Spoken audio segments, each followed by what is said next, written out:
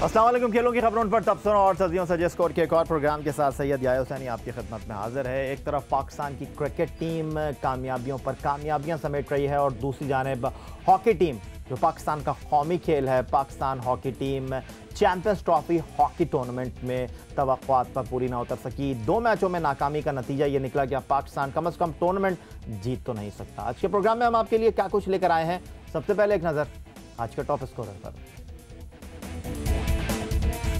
Hockey champions trophy Spain से शिकस्त, Pakistan title की दौड़ से हुआ बाहर।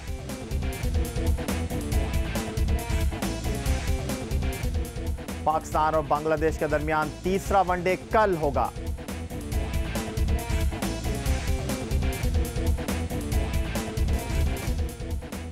स्कूल कोच के एक थप्पड़ ने बड़ा बैट्समैन बना दिया, कहा मास्टर ब्लास्टर सचिन रमेश तेंदुलकर ने।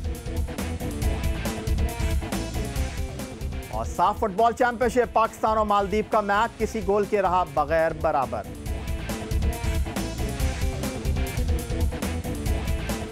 प्रोग्राम की शुरुआत में बात करेंगे कौमी खेल हॉकी की। तवक्कुआत उम्मीदों के साथ मोहम्मद इमरान की क़यादत में पाकिस्तान हॉकी टीम न्यूजीलैंड के शहर ऑकलैंड रवाना हुई चैंपियंस ट्रॉफी हॉकी टूर्नामेंट में शिरकत के लिए। उम्मीद थी कि ऑस्ट्रेलिया में 12 साल बाद टूर्नामेंट जीतने वाली ये टीम कुछ करके वापस लौटेगी, लेकिन पहले मैच में इंग्लैंड से हम हारे और आज दूसरे मैच में स्पेन की टीम ने पाकिस्तान के तमाम उम्मीदों को ख़त्म कर दिया टूर्नामेंट जीतने के हवाले से। चैंपियंस ट्रॉफी हॉकी टूर्नामेंट में पाकिस्तान का सफर शुरू होते ही खत्म हो गया। कोच मिशेल वैन डैन की कोचिंग में भरपूर तैयारियां करने वाली कौमी टीम के लिए फेडरेशन के दावे खोखले साबित हुए। 20 साल बाद एशियन चैंपियन बनने वाली टीम का गुरूर बरतानिया और स्पेन ने खाक में मिला दिया। चैंपियंस ट्रॉफी में पाकिस्तान का आगाज ही मायूस कुन अंदाज में हुआ। पहले मैच में पाकिस्तान को बरतानिया के हाथों 2-1 से शिकस्त हुई। इस हार के बाद पाकिस्तान की तमाम उम्मीदें स्पेन के खिलाफ मैच से थीं, लेकिन स्पेन ने भी पाकिस्तान को ना छोड़ा और 2 के मुकाबले में 4 गोल से हरा दिया। शकील अब्बासी और सुहेल अब्बास के गोल भी पाकिस्तान के किसी काम ना आए। इस शिकस्त के साथ पाकिस्तान का चौथी मरतबा चैंपियंस ट्रॉफी जीतने का ख्वाब चकनाचूर हो गया। तो जनाब, champions trophy world hockey tournament जो न्यूजीलैंड के शहर ऑकलैंड में जारी है, पाकिस्तान टीम 2 मैचों में 2 नाकामियों के बाद अब कम से कम एक बात तो तय है कि टाइटल जीतने की दौड़ से बाहर हो गई है। पाकिस्तान टीम ने पहले 2 मैचों में बहुत ही बुरे खेल का मुजाहरा किया और ये पाकिस्तान टीम की नाकामी का सबब बना। इस वक्त टेलीफोन लाइन पर ऑकलैंड से हमें ज्वाइन किया ओलंपियन पाकिस्तान हॉकी टीम के मैनेजर ख्वाजा जुनैद साहब ने। ख्वाजा जुनैद साहब, मायूस कुन परफॉर्मेंस, तमाम दावे धरे के धरे रह गए, आप किसको मोरद इल्ज़ाम ठहराएंगे? मैं ये समझता हूँ कि जी अल्हम्दुलिल्लाह this is not end of the world. अब चैंपियंस ट्रॉफी में इस वक्त नो डाउट हमारी टीम को आज का मैच जो है, मैं समझता हूँ इसको जो हमें परफॉर्मेंस दी है उससे बेहतर देनी चाहिए थी, लेकिन यहाँ पे ये कहना बेजाना होगा कि प्लेयर ने भी बहुत कोशिश की और लेकिन जो टीमें हैं जैसे Holland, Spain, Germany, Australia definitely काफी अरसे से हमारे साथ खेली भी नहीं है और रैंक में हमारे से काफी ऊपर है। वाजिब फर्क नजर आया, लेकिन इंशाल्लाह हम ना उम्मीद नहीं है। लेकिन ख्वाजा साहब, ना तो अभी आप ऑस्ट्रेलिया से खेले हैं, ना भी आप जर्मनी से खेले हैं। जर्मनी के साथ आपका वार्म अप मैच जो है 1-1 गोल से बराबर हो जाता है। फिर बरतानिया और स्पेन बहुत हल्की टीम है, जर्मनी, हॉलैंड और ऑस्ट्रेलिया के मुकाबले में, वही आपसे नहीं संभली। क्या टूर्नामेंट का प्रेशर था या लड़के इसके लिए तैयार नहीं थे? देखिए, हल्की टीमें नहीं है। बरतानिया लास्ट चैंपियंस ट्रॉफी की रनर आता है और स्पेन जो है वो रैंकिंग में इस वक्त दुनिया में 5वें नंबर की टीम है। हम 9वें नंबर पर स्टैंड करते हैं और ये नहीं कहना चाहिए कि हम अपना अब मतलब उनसे हमारा बहुत फर्क है, लेकिन हम कोशिश कर रहे हैं। और जैसे मैंने पहले भी कहा था कि ये मैचेस हमारे लिए ओलंपिक्स के लिए बहुत ज्यादा कारगर साबित होंगे, क्योंकि हमें इनसे मालूम होगा कि हमारे लिए मेजर वीकनेसेस इन टीमों के खिलाफ क्या है और उनको हम इंशाल्लाह इंप्रूव करके ओलंपिक्स में जाएंगे। लेकिन ख्वाजा साहब, जिस तरह की टीम की परफॉर्मेंस रही है, ऐसा लगा कि कोई तैयारी ही टीम की नहीं थी। इतनी ज़्यादा मिसिंग्स पाकिस्तान हॉकी टीम की, लोग यहाँ पर बहुत ज़्यादा मायूस हैं, बहुत ज़्यादा हम टीम की दुआ कर रहे थे, लेकिन टीम जिस अंदाज में चैंपियंस ट्रॉफी खेलने के लिए गई, ऑस्ट्रेलिया से जीत कर आई थी, ऐसा लगा कि बिल्कुल कोई कोऑर्डिनेशन ही नहीं है। आप इस बात पर क्या कहेंगे?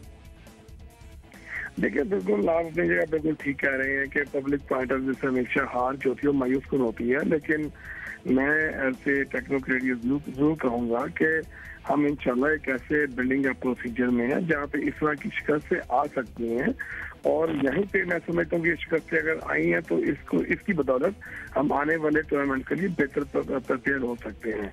यहाँ पे हो सकता है कि हम एक मैच जीत भी जाते, लेकिन कहने का मकसद ये कि यही वीकनेस जो हम आप देख रहे हैं, जैसे आपने कहा मिसिंग है और इसके अलावा कंसिस्टेंसी को इम्प्रूव करना है, तो ये चीजें इंशाल्लाह आने वाली गेम्स में हम और बेहतर खेलने की कोशिश करेंगे। बहुत शुक्रिया Olympian Khawaja Junaid, Pakistan hockey team के मैनेजर।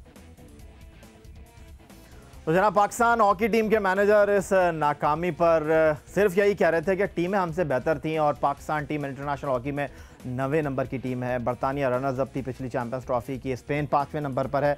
वो कह रहे थे कि हमसे बेहतर टीमें थीं। क्या आप इस एक्सक्यूज़ पर मुतमईन हो गए हैं? ये तो आप ही बता सकते हैं फेसबुक पर हमें अपनी राय देकर या फिर हमें ईमेल करके। प्रोग्राम में वक्त हो एक छोटे से ब्रेक का। ब्रेक से वापस लौटेंगे तो आपकी मुलाकात कराएंगे टेस्ट बैट्समैन फैसल इकबाल से।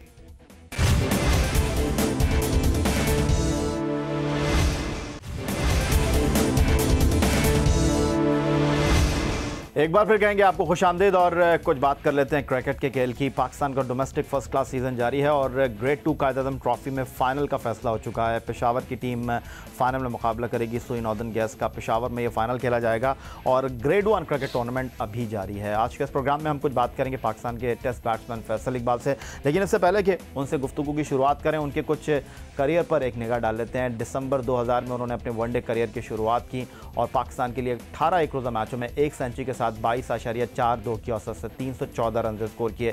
फैसल इकबाल ने मार्च 2001 में ऑकलैंड में अपने टेस्ट करियर की शुरुआत की और अब तक पाकिस्तान के लिए वो 26 टेस्ट मैच खेल चुके हैं, जहां 1 सेंचुरी के साथ 1124 रन उन्होंने 26.76 की औसत से स्कोर किए हैं। मौजूदा फर्स्ट क्लास सीजन में पाकिस्तान इंटरनेशनल एयरलाइन की नुमाइंदगी करते हुए फैसल इकबाल ने अब तक 2 सेंचुरी और 1 निफ सेंचुरी के साथ 500 से ज़्यादा रन स्कोर किए हैं, लेकिन सबसे अहम बात उनकी फर्स्ट क्लास क्रिकेट में 9000 रन हैं। लेकिन फैसल को खुशामदीद कहेंगे शो में। फैसल, आपकी परफॉर्मेंस पर बाद में बात करेंगे, कुछ पाकिस्तान की परफॉर्मेंस पर बात कर लेते हैं। मिसबाह-उल हक की क़यादत में पाकिस्तान की परफॉर्मेंस एक्स्ट्रा ऑर्डनरी, चाहे वनडे सीरीज़ की बात हो चाहे टेस्ट सीरीज़ की बात हो, हमारी टीम का कामयाबियों का सफ़र जो है वो रुकने का नाम नहीं ले रहा। एक अच्छी बात पाकिस्तान क्रिकेट के लिए। बिल्कुल, बहुत अच्छी बात। मुझे बड़ा अच्छा और खुशी भी होती है देख के जिस तरह टीम इतना अच्छा खेल रही है और जिस तरह मिसबा लीड कर रहा है और जिस तरह लड़के रिस्पॉन्ड कर रहे हैं। बहुत अच्छी चीज़ है, पाकिस्तान क्रिकेट को इससे बहुत फ़ायदा है।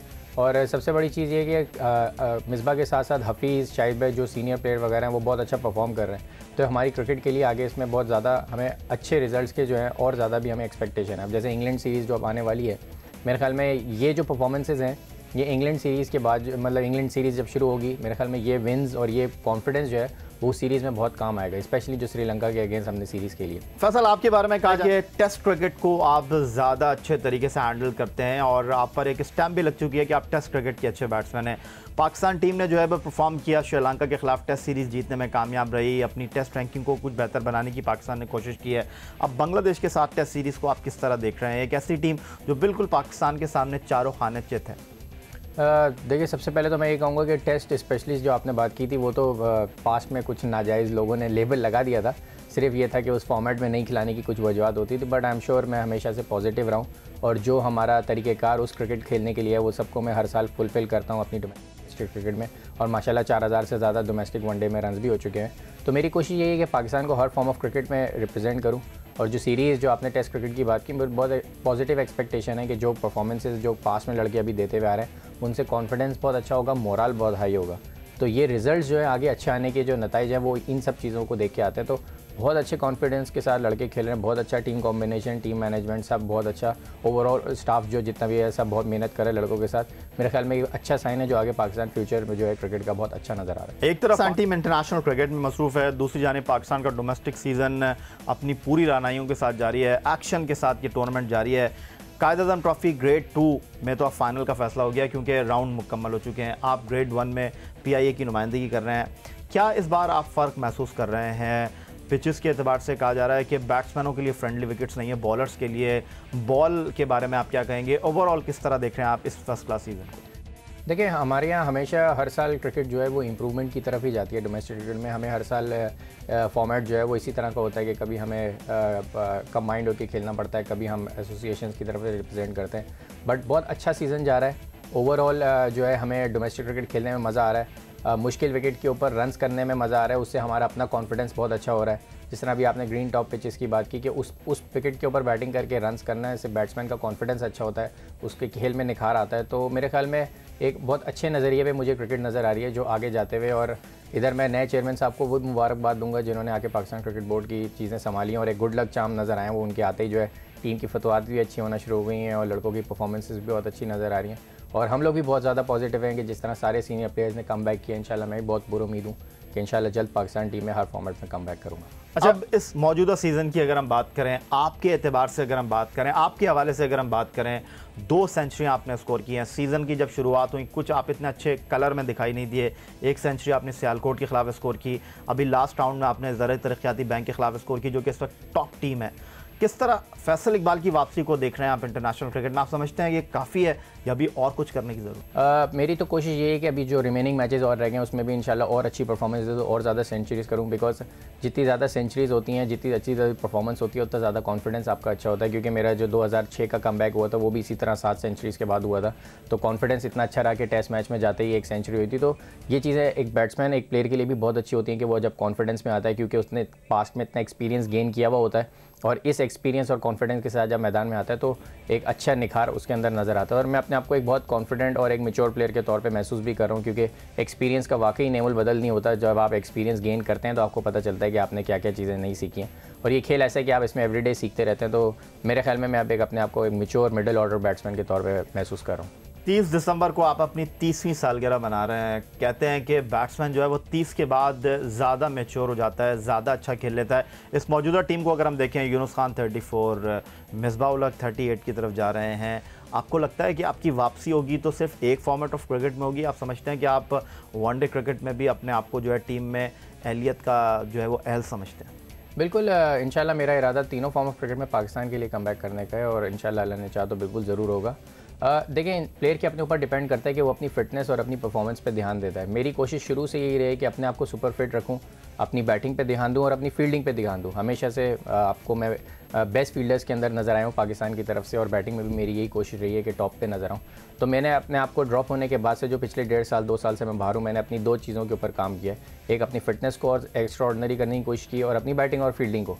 तो उससे मुझे फ़ायदा भी हो रहा है, और अपने आप को एक मैच्योर प्लेयर के तौर पे नज़र आ रहा है। जो मैंने अपने पास के जो हमारे बड़े ग्रेट प्लेयर्स हैं उनके साथ बैठ के उनके साथ डिस्कस करके सीखा। और बाकी आपके पास प्राइम एग्जांपल्स मौजूद हैं, माइक हसी की, मैथ्यू हेडन की, कि इन्होंने जो कमबैक जब 29 और 30 की एज में किए, तो उसके बाद 7-8 साल उन्होंने नॉन स्टॉप जो क्रिकेट खेली है वो ऑस्ट्रेलिया को कहाँ से कहाँ लेकर गए। तो ये मैच्योरिटी जो है वो आपकी नेशनल क्रिकेट के अंदर जो है आपको बहुत एडवांटेज देती है, और ख़ास तौर से जब आप क्रिकेट के बारे में कहा जाता है कि क्रिकेट की तरह रंग बदलता है, अनप्रेडिक्टेबल गेम है, कुछ भी हो सकता है, लास्ट बॉल तक आप कुछ कहने की पोजीशन में नहीं होते। लेकिन फैसल इकबाल की जब हम बात करें, 3.5 साल बाद आपकी टीम में वापसी हुई थी, फिर आप टीम से बाहर हो गए हैं। मौजूदा टीम को देखें, 3 साल बाद हफीज़ की वापसी हुई, 3.5 साल के बाद तौफीक उमर की वापसी हुई, शुएब मलिक 1 साल के बाद टीम में वापस आए हैं, Yunus Khan on end of जो है टीम में कभी होते हैं कभी नहीं होते, मिसबाह उल हक भी काफ़ी अर्से बाद टीम में वापस आए हैं। 2000 में उन्होंने आपके साथ अपना इंटरनेशनल करियर शुरू किया था। कहाँ देख रहे हैं आप अपने करियर को? 30 साल के आप इस 30 तारीख को हो जाएंगे, अभी कितना आपका करियर बाकी है, और आप अपने आप को कहाँ देख रहे हैं? 1000 से ज़्यादा आपने रन्स किए हैं 26 टेस्ट मैचों में। आप अपनी परफॉर्मेंस से मुतमईन है या आप समझते हैं कि अभी फैसल इकबाल को बहुत कुछ करना है और टाइम मिलेगा? बिल्कुल, अभी तो एक तरीके से समझ लें मैं अब मैच्योर प्लेयर के तौर पे तैयार हुआ हूँ, और आराम से मुझे 7-8-9 साल क्रिकेट जो है वो नज़र आ रही है पाकिस्तान की तरफ से खेलना।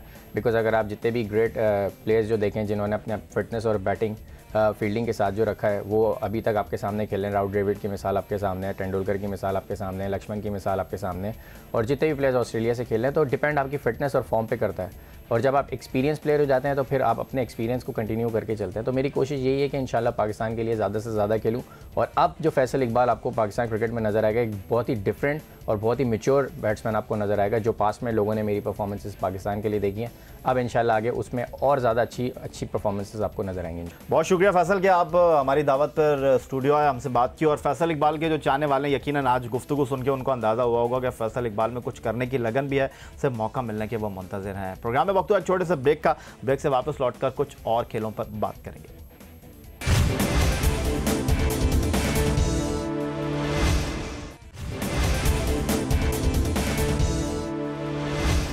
अब कुछ बात कर लेते हैं पाकिस्तान क्रिकेट टीम के दौरा बांग्लादेश के। मिसबाह उल-हक की क़यादत में पाकिस्तान ने पहले बांग्लादेश को T20 मैच में शिकस्त दी। देन उसके बाद पाकिस्तान ने पहले 2 वनडे मैच जीतकर सीरीज़ अपने नाम कर लिए। मुसलसल छठी वनडे सीरीज़ पाकिस्तान टीम जीत चुकी है। और क्या बांग्लादेश को उसकी सरजमीन पर पाकिस्तान वनडे सीरीज़ में 3-0 से शिकस्त देने में कामयाब रहेगी या नहीं? तफसीलात जानेंगे। हमें ज्वाइन किया जियो न्यूज़ के नुमाइंदे सोहेल इमरान ने बांग्लादेश से। सोहेल, क्या तैयारियाँ हैं तीसरे एक रोज़ा मैच की?